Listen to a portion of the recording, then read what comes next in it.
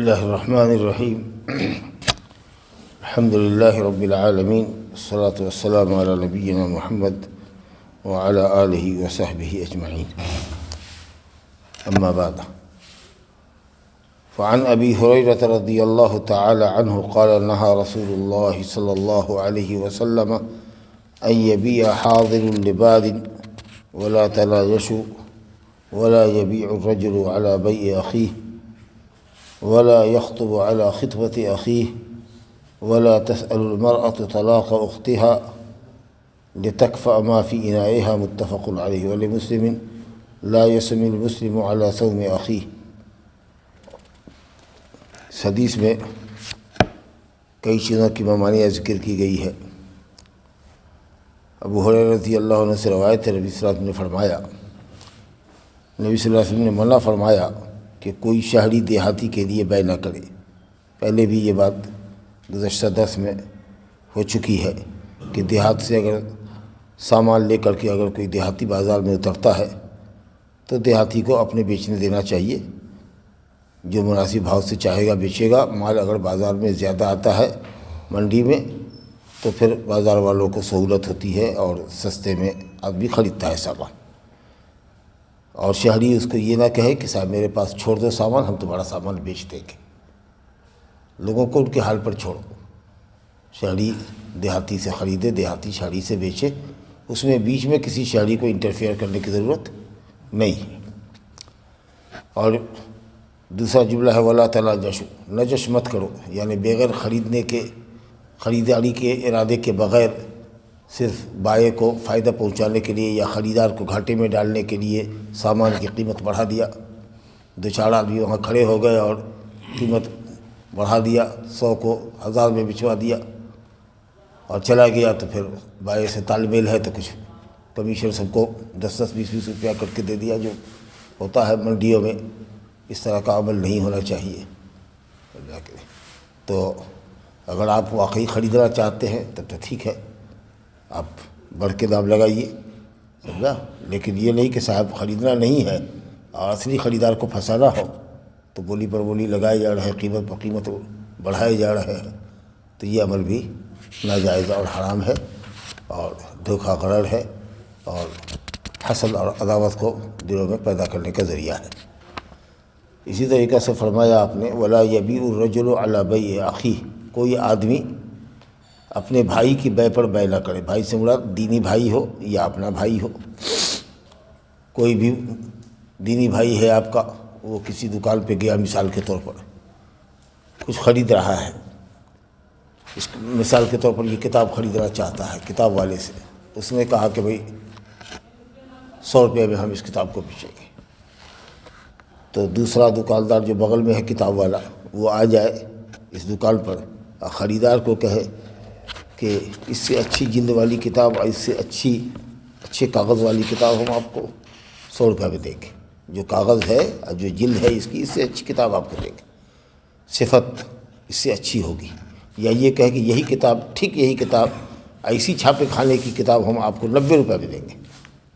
تاکہ وہ خریدار یہاں سے نہ لے کر کے اس کے پاس جا کر کے۔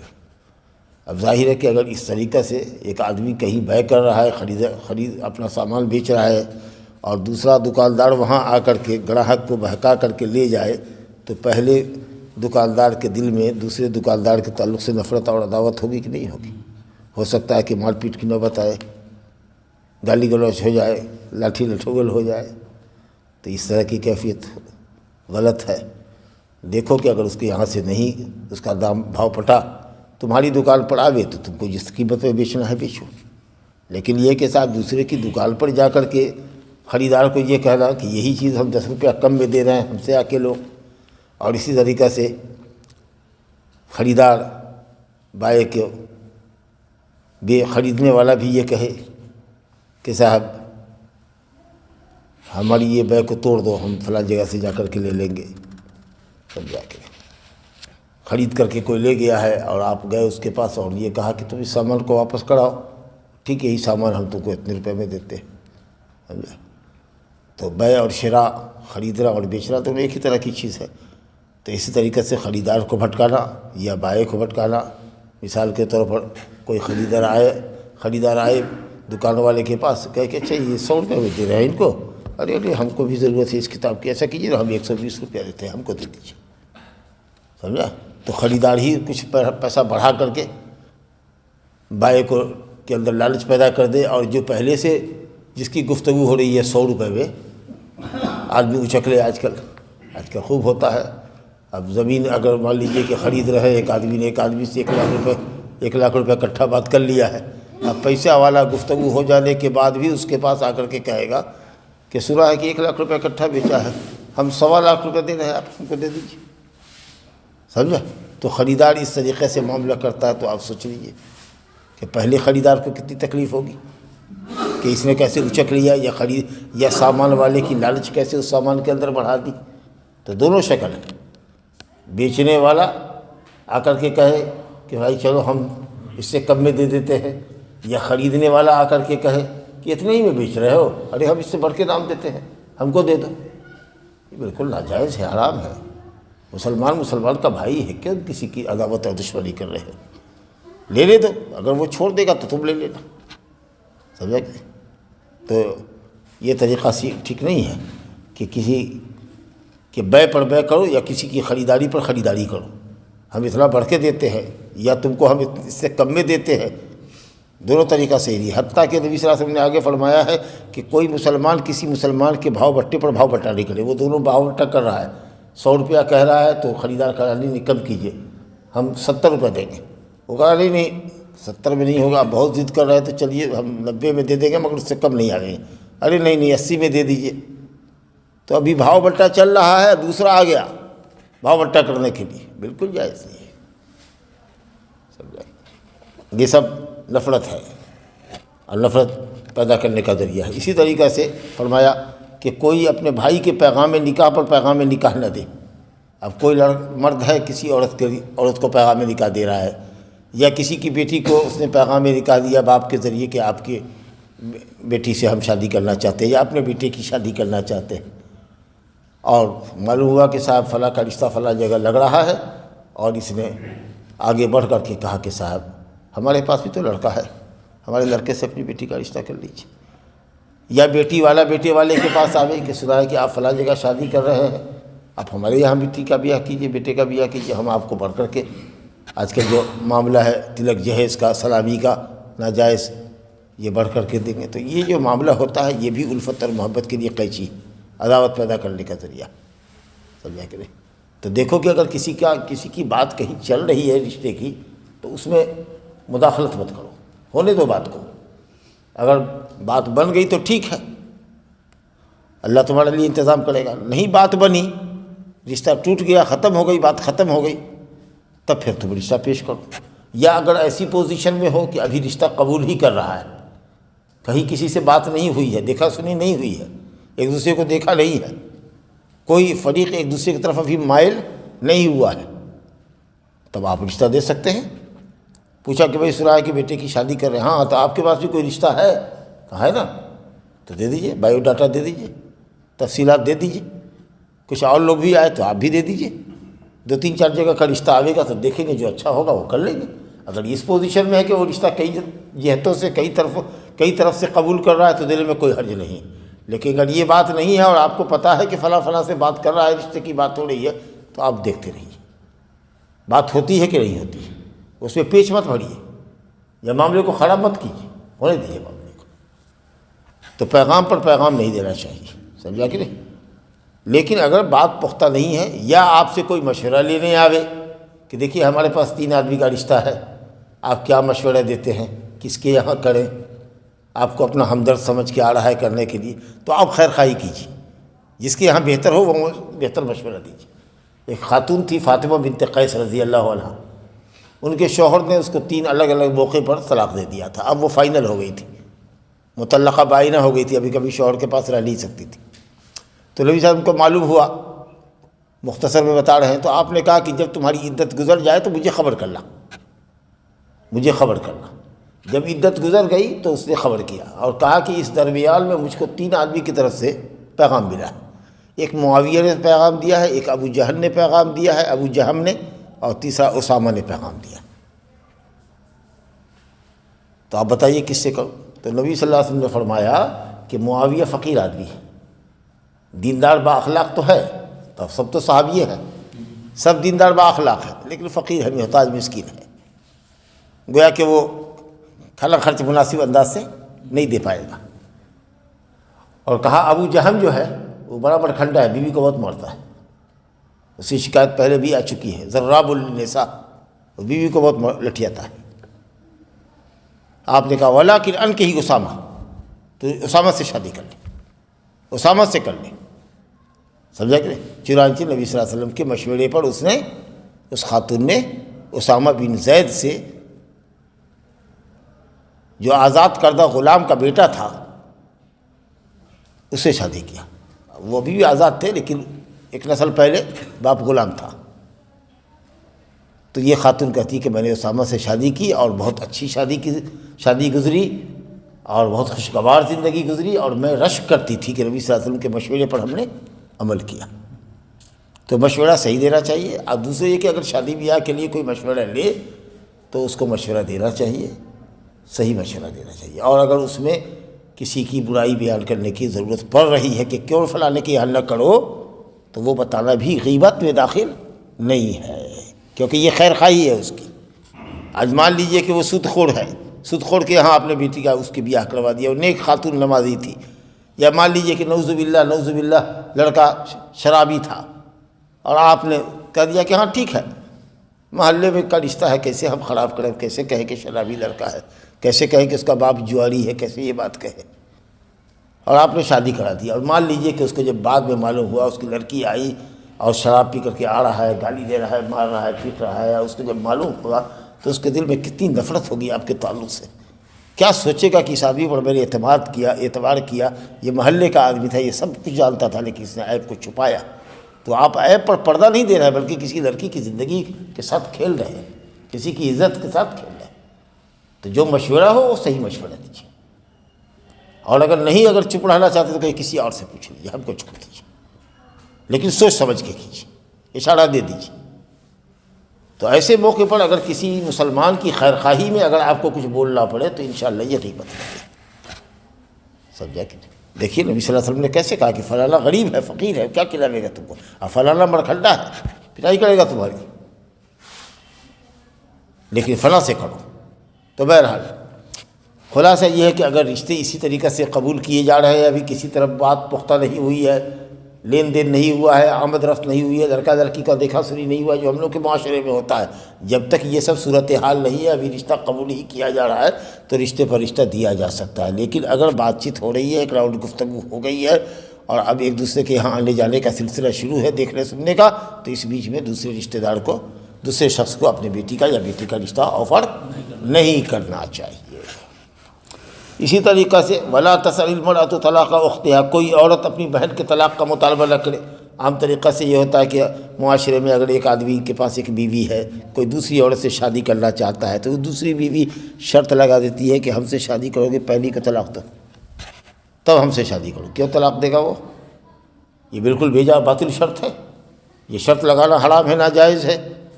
اور یہ جانتے ہوئے بھی اگر وہ یہ کرے گا تو یہ شرط کا کوئی اعتبار نہیں ہوگا، سمجھا کہ نہیں؟ عورت اچھی بھلی ہے، آپ جھانسے میں مت آئیے، سمجھا کہ نہیں؟ وہ چاہتی یہ ہے کہ صاحب سلہنی ہم کو مل جائے، ہمارے یہاں جو کہتے ہیں سلہنی ہم کو ملے کہ ہم اکیلے ہی رہے، فلانے کی بیوی، اس کے پلیٹ میں جو کھانا ملتا ہے شوہر کی طرف سے، اس کو جو نعمت ملتی ہے، اس کو جو کپڑا لتا ملتا ہے، وہ سب الٹ جائے، اس سے وہ محروم ہو جائے، وہ در بدر کی ٹھوکریں کھائے، اور سب سارے سنگھاسن پر ہم اکیلے ہی راج کریں۔ وہ اس طرح کا مطالبہ کرتی ہے، نقصان پہنچانا چاہتی ہے دوسری عورت کو۔ تو فرمایا کہ اس طریقے سے کسی عورت کے لیے جائز نہیں ہے کہ وہ اپنی بہن کے طلاق کا مطالبہ کرے، دینی بہن ہو یا اپنی بہن ہو، سالیہ بہنوئی کو کہے کہ ہماری بہن کو طلاق دے دیجیے، ہم آپ سے بیاہ کرنے کو تیار ہیں، لا حول ولا قوت الا باللہ۔ یا کوئی مسلمان عورت کہے کسی مرد کو کہ بیوی کو طلاق دے دو تو ہم شادی کر لیں گے تم سے۔ آگے آپ صلی اللہ علیہ وسلم نے فرمایا، بخاری مسلم کی روایت تھی ہے، اور کہا مسلم میں روایت ہے کہ کوئی مسلمان کسی مسلمان کے بھاؤ بٹے پر سودے پر سودا نہ کرے۔ بھی بھاؤ بٹا چل رہا ہے تو بھی بھاؤ بٹا مت کرو، ایک آدمی بھاؤ بٹا کر رہا ہے تو کرنے دو اس کو، اگر اس سے نہیں پٹے گا تب تم جاؤ گے بھاؤ بٹا کرنے کے لیے، سمجھ لے گئے؟ چلیے صاحب دوسری حدیث دیکھیے. وعن ابی ایوب الانصاری رضی اللہ عنہ قال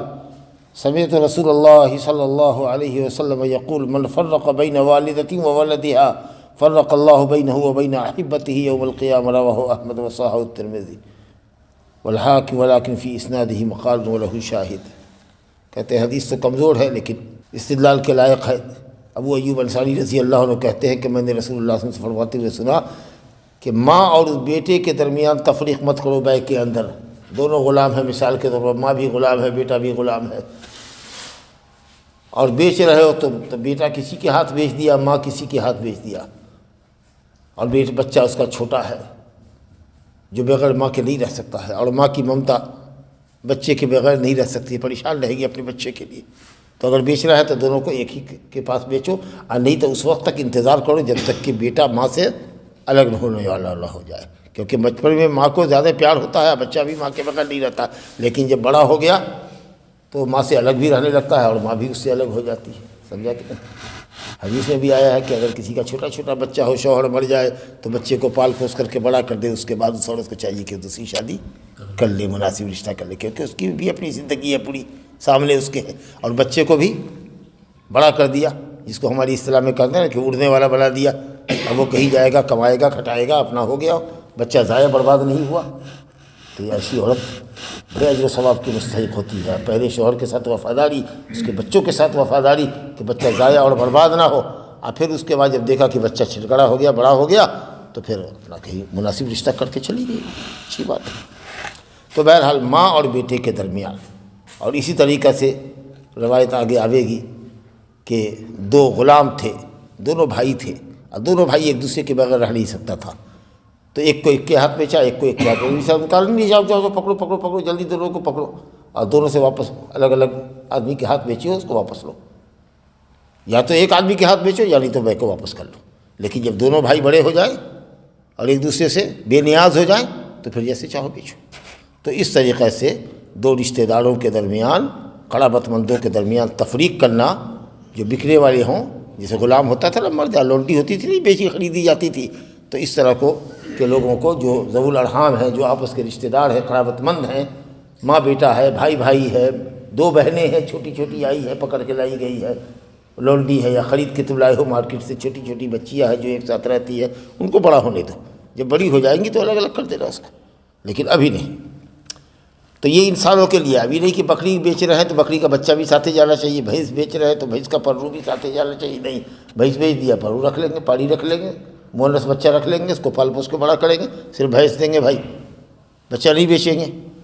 سمجھا کہ نہیں؟ تو تکلیف ہوگی اس کو، کہا نہیں، یہ جانوروں میں یہ بات نہیں چلے گی. سمجھا کہ نہیں؟ اب آدمی جو ہے سب بچہ ہوتا ہے 5 کلو کا، اس کو ذبح کر دیتا ہے، اور اس کی ماں جو ہے ابھی بچے کی محتاج ہوتی ہے، بچہ ابھی دودھ پینے والا ہوتا ہے، دیکھا 3-4 کلو کا ہو گیا، اور اس کو قسم کے آتے ضرورت مند ہوتا ہے تو بیچ دیتا ہے، یا بکری کو بیچ دیا، بچے کو پال لیا. تو یہ تو ہوتا ہی رہتا ہے. لیکن یہ آدمی میں ہے کہ صاحب ماں اور بچہ، یا دو بھائی یا دو بہنیں یا دو رشتہ دار ایسے جو ایک دوسرے کے بغیر نہیں رہتے ہوں، ان کو بیع کے ذریعے الگ الگ نہیں کرنا چاہیے. کہا علی بن ابی طالب رضی اللہ عنہ سے روایت ہے، کہا کہ امرنی رسول اللہ صلی اللہ علیہ وسلم ان ابی غلامین اخوین فبعتہما. نبی صلی اللہ علیہ وسلم نے فرمایا کہ جاؤ، دونوں یہ غلام ہیں، بھائی ہیں، ان کو بیچ دو. تو میں نے ان دونوں کو بیچ دیا، اور دونوں کو الگ الگ آدمی کے ہاتھیں بیچا. جب نبی صلی اللہ علیہ وسلم کو اس بات کی خبر لگی تو آپ نے کہا ادرکہما فرتجما، جاؤ جاؤ جلدی دونوں کو پکڑو، خریداروں کو، اور ان سے بیع واپس لو. جب بھی بیچ رہا ہے تو دونوں کو ایک آدمی کے ہاتھ بیچو، نہیں تو واپس لے لو. اگر نہیں خریدتا ہے ایک آدمی دونوں بھائی کو تو یہ الگ الگ آدمی کے ہاتھیں مت بیچو، دونوں کو لے کر کے آ جاؤ. تو معلوم یہ ہوا کہ اس طرح کے اگر کوئی رشتہ دار ہے اور مفارقت سے جدائی کر دینے کی وجہ سے مشقت پیدا ہوگی تو یہ جائز نہیں ہے. گویا کہ بچوں کے درمیان تفریق کرنا، اس کی ماں کے درمیان تفریق کرنا، بچے اور ماں کے درمیان، یا دو چھوٹے بھائیوں کے درمیان، دو چھوٹی بہنوں کے درمیان تفریق کرنا جائز نہیں ہے، یہاں تک کہ ایک دوسرے سے بے نیاز ہو جائے، بڑے ہو جائے. مثلا لڑکا بالغ ہو جائے، لڑکی ہے تو حائضہ ہو جائے، بالغہ ہو جائے، تو ٹھیک ہے، ماں سے الگ ہو جائے گی، بہن سے الگ ہو جائے گی، لیکن جب تک چھوٹے ہوں اس وقت تک نہیں. ایک اور روایت دیکھیے، وعن انس بن مالک رضی اللہ تعالی عنہ قال غلا السعر في المدینة على عهد رسول اللہ صلی اللہ علیہ وسلم فقال الناس یا رسول اللہ غلا السعر فسعر لنا فقال رسول اللہ صلی اللہ علیہ وسلم ان اللہ هو المسعر القابض الباسط الرازق وإني لأرجو أن ألقى الله تعالى وليس أحد منكم يطلبني بمظلمة في دم ولا مال رواه الخمسة إلا النسائي وصححه ابن حبان. وعن معمر ابن عبد الله رضي الله تعالى عنه عن رسول الله صلى الله عليه وسلم قال لا يحتكر إلا خاطئ رواه مسلم. کہتے ہیں انس بن مالک رضی اللہ عنہ کہتے ہیں کہ مدینہ میں ایک مرتبہ نبی صلی اللہ علیہ وسلم کے زمانے میں بھاؤ سامان کا بہت بڑھ گیا. کبھی کبھی مارکیٹ ہائی ہو جاتی ہے، 10 روپے کی سبزی ہے 50 روپے بک رہی ہے، 100 روپے بک رہی ہے، اس طرح کی مارکیٹ ہو جاتی ہے. تو ہر چیز پر دام بہت چڑھا ہوا تھا، کئی گنا بڑھا ہوا تھا. تو کہتے ہیں کہ لوگ آئے نبی صلی اللہ علیہ وسلم کے پاس، کہا یا رسول اللہ چیزوں کی اشیاء کی قیمت بہت بڑھ گئی ہے، فسعر لنا آپ بھاؤ مقرر کر دیجیے. مارکیٹ میں چلیے اور بیگن والے کو کہیے کہ تم کو 10 روپے بیچنا ہے مثال کے طور پر، گوبھی والے کو کہیے کہ تم کو 20 روپے بیچنا ہے، فلاں کو کہیے تم کو 20 روپے بیچنا ہے، اس سے زیادہ نہیں. آپ امیر ہیں، آپ ہمارے امام ہیں، آپ ہمارے رسول ہیں، جو قیمت آپ متعین کر دیجیے گا بیچنے والا اس کا ہی پاسداری کرے گا اور بھاؤ کنٹرول میں رہے گا. سمجھا؟ تو آپ صلی اللہ علیہ وسلم نے کہا کہ نہیں، یہ کام ہم نہیں کر سکتے. ان اللہ هو المسعر، اللہ ہی بھاؤ مقرر کرنے والا ہے. ہم کون ہوتے ہیں بھاؤ کو مقرر کرنے والے اور بیچنے والے کو مجبور کرنے والے کہ 10 روپے سے آگے نہیں بیچو گے. ارے دام کا بڑھنا اور گھٹنا یہ حالات کے اوپر ڈیپینڈ کرتا ہے. کبھی ہوتا کیا ہے، قیمت سامان کی کیوں بڑھتی ہے؟ بنیادی طور پر 2 وجہ سے بڑھتی ہے. افراط زر کے سے پیسہ بہت ہے تو سامان کا دام اچھل جاتا ہے. میں نے کہا نا کہ مثال کے طور پر ایک زمین بکنے کے لیے بیچنے، ایک زمین کا بیچنے والا تیار ہوا کہ ہم 4 کٹھا زمین بیچیں، خاص کے سڑک کے کنارے ہیں جو بدھ باش کے قریب ہوگی. تو محلے میں مثال کے طور پر بیچنے والے کے پاس 5 آدمی ہے جو خوب پیسہ والا ہے. تب ایک تو دام لگاوے گا، دلال سے اس میں بھیڑے گا، فلاں کی طرف سے کوئی دلال، فلاں کی طرف سے کوئی دلال، فلاں ڈائریکٹ ملے گا اس سے، کہے گا ہم 5 لاکھ روپیہ دیتے ہیں. کوئی کہے گا اس کو مت دو، ہم 6 لاکھ دیتے ہیں، 7 لاکھ دیتے ہیں، 10 لاکھ دیتے ہیں، یہاں تک کہ دام بڑھتے بڑھتے بڑھے گا بہت. لیکن اگر افراط زر نہیں ہوتا تو اتنا بھاؤ نہیں بڑھتا. تو جب پیسہ بہت ہوتا ہے اور چیز کم ہوتی ہے تو دام بڑھتا ہے. ہم لیں تو ہم لیں. اور کبھی یہ ہوتا ہے کہ سامان کی آمد کم ہوتی ہے، پیداوار کم ہوتی ہے تو آٹومیٹکلی دام بڑھتا ہے. تو پیسہ دینے والا بھی لوگوں کو اللہ ہے اور سامان کی پیداوار کو بڑھانے والا اور گھٹانے والا بھی اللہ ہے. تو ظاہر ہے کہ جب مارکیٹ میں مال ہی نہیں آئے گا، اس مرتبہ پیاز کی کھیتی خراب ہو گئی، آلو کی کھیتی خراب ہو گئی، آلو سب کھیتی میں سڑ گیا، مارکیٹ میں آلو نہیں ہے، بہت کم ہے، بہت کم ماترا میں ہے، مقدار میں، تو ظاہر ہے کہ اس کا دام 100-200 روپے کلو بھی ہو جائے گا. تو ہم اس کو خریدار کو بیچنے والے کو کہیں کہ نہیں تم 20 روپے ہی بیچو گے، وہ کہے گا گلے میں چھری لگ جائے گی ہمارے، سب آلو سڑ گیا، ایک آدھ کھیت میں آلو بچا ہے، 50 کنٹل ہمارا برباد گیا، یہ 2 کنٹل بچا ہے، تو ہم تو چاہیں گے کہ ہم کو 50 کنٹل پیدا کرنے میں جو خرچ لگتا ہے وہ ملے فائدے کے ساتھ. تو مال کا کم ہونا یہ قیمت بڑھنے کا سبب ہوتا ہے، اور خریداروں کا زیادہ ہونا اور پیسے والا ہونا یہ بھی سامان کی قیمت کو بڑھا دیتا ہے. تو یہ دونوں کام تو اللہ کے ہاتھ میں ہے کہ اس کو کتنا پیسہ دے گا، یا ایک محلے میں کتنے خریدار کو پیدا کر دے گا، اور لوگ بولی پر بولیاں لگائیں گے. سمجھا کہ نہیں؟ تو یہ تو کام اللہ کا ہے، میرا کام نہیں. ان اللہ هو المسعر، اللہ بھاؤ متعین کرنے والا ہے. جب مال کی پیداوار زیادہ ہوگی آٹومیٹکلی دام گھٹ جائے گا. خریدار جب کم ہوں گے تو آٹومیٹکلی دام اس کا کم ہوگا. مال کم ہو، خریدار زیادہ ہو تو بڑھتا ہے مال. تو پیسے کی بہتات ہو یا سامان کی قلت ہو، یہ وجہ ہوتی ہے دام بڑھنے کی. کہ یہ اللہ کرتا ہے، وہی روزی کو تنگ کرتا ہے، وہی روزی کو کشادہ کرتا ہے، وہی رازق ہے. میں نہیں چاہتا ہوں کہ میں اللہ سے اس حال میں ملاقات کروں کہ کوئی میرے اوپر مطالبہ کرے قیامت کے دن خون کا اور مال کا، کہ میرا مال کا نقصان ہوا تھا، میرا خون ضائع ہوا تھا ان کی وجہ سے. میں نہیں چاہتا ہوں کہ کوئی اللہ کے پاس میری خلاف شکایت لے کر کے آوے کہ ان کی وجہ سے میرا مالی نقصان ہوا تھا، میرا جانی نقصان ہوا تھا. میں یہ نہیں چاہتا. سمجھ لیں گے؟ تو اس لیے بھاؤ مقرر کرنا حاکم کا کام نہیں ہے، اس میں دخل اندازی نہیں کرنی چاہیے۔ لیکن ہاں ایک صورت میں کر سکتا ہے، حاکم کو چاہیے کہ کرے، اور وہ ضروری ہوتا ہے کب؟ جب جمع خوری ہو رہی ہو، ذخیرہ اندوزی ہو رہی ہو۔ مارکیٹ سے مثال کے طور پر اندازہ ہو گیا کہ صاحب ٹرک والوں کی ہڑتال ہونے والی، ٹھیک ہے، مارکیٹ سے جتنا سامان ہے، پیاز آلو یا جو بھی ضروری اشیاء ہے، اس کو کسی ایک آدمی نے، پیسے والے نے مارکیٹ کو ہیک کر لیا، جتنا سامان تھا سب کو خرید لیا، خرید کر کے اپنے گوڈاؤن میں بھر دیا۔ اب اس کے بعد اس نے من مانے ریٹ کے اوپر چپکے چپکے چوری من مطابق وہ دام بیچ رہا ہے، چھپے چھپے انداز پر، مارکیٹ میں کہیں نہیں، ایک آدھ دو جگہ ہے، اور وہ لوگ پتہ لگا کر کے جاتے ہیں، منہ مانگی قیمت دے کر کے آتے ہیں۔ تو جب ایسی صورتحال رہتی ہے اور ہاہاکار چیز کی مچی رہتی ہے، اور جمع خور لوگ مال کو جمع کرتے ہیں اور مارکیٹ سے سارے کچھ کلیکٹ کر کے اپنا رکھ لیا، جس کو کہتے ہیں ذخیرہ اندوزی، احتکار کرنا، مال کو مارکیٹ سے اچک لینا اور اپنے گوڈاؤن میں رکھ لینا اور من چاہی قیمت پر بیچنا یا مہنگے ہونے کا انتظار کرنا، تو آپ نے فرمایا کہ جب ایسی صورت ہو تو گورنمنٹ کو دخل اندازی کرنی چاہیے۔ اور دیکھتے ہیں نا کہ کبھی کبھی چھاپہ ماری ہوتی ہے تو 100 ٹن یہاں سے نکلا، 200 ٹن وہاں سے نکلا، تو پھر مارکیٹ میں سامان آتا ہے تو دام گرتا ہے۔ تو اگر ایسی صورت ہو کہ آدمی احتکار کرے، ذخیرہ اندوزی کرے اور اس طریقہ سے من چاہی قیمت پر مال کو بیچے، تو حکومت کو ایسی صورت پر انٹرفیئر کرنا چاہیے اور ایک ریٹ متعین کر دینا چاہیے کہ کوئی بھی آدمی 50 روپے سے زیادہ کلو، مثال کے طور پر 50 روپے کلو سے زیادہ پیاز نہیں بیچ سکتا، اور اگر اس سے زیادہ مطالبہ کرے تو آپ اس نمبر پر کال کیجیے، اس کی دکان کو بند کروا دیں گے۔ تو اگر ایسی بات ہے تب ٹھیک ہے، ورنہ جنرلی چل رہی ہے، مارکیٹ چل رہی ہے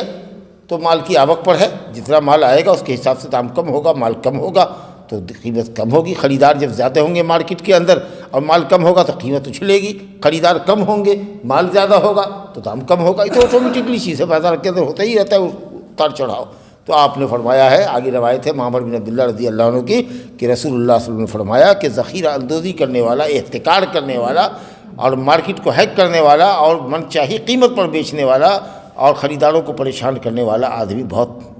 غلط کار ہے، گنہگار ہے، سمجھا کہ نہیں، جو اس طرح کی حرکت کر رہا ہے، خاص کر کے کھانے پینے کی اشیاء، سمجھا کہ نہیں، لا يحتکر الطعام الا خاطئ، کھانے پینے کی اشیاء جو انسان کی ضروری چیزیں ہیں اس کی ذخیرہ اندوزی کرتا ہے اور عام لوگوں کی پہنچ سے چیز کو گم کر دیتا ہے۔ مالدار لوگ پا رہے ہیں، غریب لوگ پا نہیں رہا، اتنا دام مہنگا کر دیا ہے اس نے، سمجھا کہ نہیں۔ یا اسی طریقے سے ہر وہ چیز جو انسان کی ضرورت کے لیے ہے اور مارکیٹ میں دستیاب نہیں ہو رہی ہے، ہاکار مچی ہوئی ہے، اس طرح کی ذخیرہ اندوزی کرنے والے مجرم ہیں، اور ایسے مجرموں کو لگام دینے کی ضرورت ہے، تب حکومت اس پر چھاپہ ماری کرے اور قیمت متعین کر دے، ورنہ عام حالات ہو تو ٹھیک ہے، بازار کو چلنے دینا چاہیے۔ وباللہ التوفیق، صلی اللہ علیہ وسلم محمد وآلہ وسلم۔